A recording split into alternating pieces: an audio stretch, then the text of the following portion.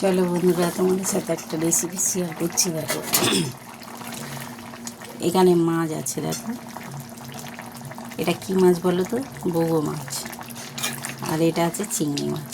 দেখো, কেউ মাছ খায়, কেউ মাছ খায় না, তো ওই জন্য সবার জন্য তো আলাদা আলাদা কিছু করা যায় না। তার জন্য দেখো, যে মাছ খাবে সে মাছ খাবে, যে চিংড়ি মাছ খাবে সে চিংড়ি মাছ খাবে।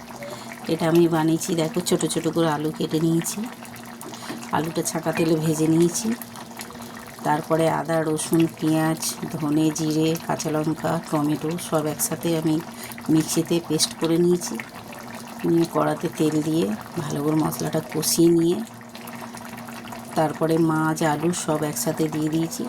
দিয়ে কষিয়ে নিয়ে তারপরে জল দিয়ে দিয়েছি। দেখো, জিনিসটা দেখতে কত সুন্দর হয়েছে।